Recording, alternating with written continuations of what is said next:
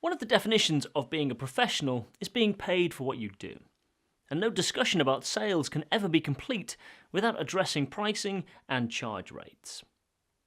The two key charging mechanisms in recruitment are either a fee or an hourly or daily rate. When recruiting on a permanent basis, the placed candidate becomes an employee of the client who is then responsible for pay and all statutory deductions. The recruitment consultancy charges a fee, which is normally based on a percentage of the annual pay agreed with the candidate and set according to the consultancy's terms of business. The fee may be raised at various points in the assignment, or in a single invoice when the candidate joins the client company. It's typical when recruiting for a senior role that requires an executive search or headhunting approach to structure fee payment as follows. Stage 1. 1/3 of the fee at the start of the assignment. Stage 2. 1/3 on presentation of the shortlist. And Stage 3, 1/3 on candidate joining. Where temporary staff are being supplied, the client will be billed on an hourly basis, against timesheets submitted by the temporary worker. The temporary worker remains an employee of the recruitment consultancy, which is responsible for all statutory deductions, such as PAYE and national insurance.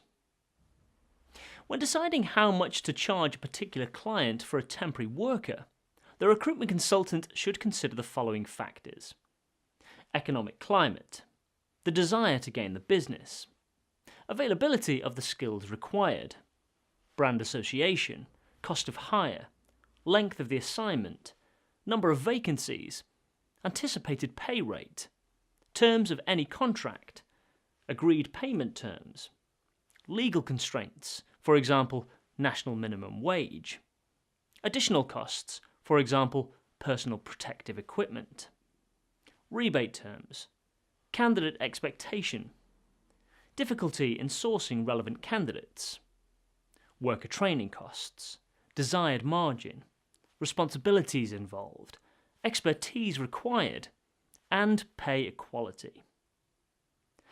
There are set costs to be considered: employers' national insurance contributions, holiday pay, and pension deductions, and two primary methods of calculating charge rates for temporary workers. These are margin and markup. Margin is calculated as a percentage of the selling price, also referred to as the gross profit margin, whereas markup is calculated as a percentage of the cost of the product or service, which is then added to the cost to reach the selling price. These terms are often used loosely and mixed up, causing confusion, and it's important to be clear on the distinction between the two. Here's an example of margin. If a client pays your recruitment consultancy £1,000 for a temporary worker, and you operate on a margin of 40%, the following calculation applies. You can see here that £600 covers the cost of sales, and the profit margin is £400. Using the same cost of sales, but substituting margin for markup, you can see how the figures differ. This time the profit margin works out at £240, and the selling price £840. Whilst there will be situations where a recruiter has little or no flexibility to negotiate, the autonomy to do so is increasingly important in a highly competitive marketplace. A basic understanding of margin and markup enables better negotiation and allows for more informed, commercially viable proposals to be put to a client.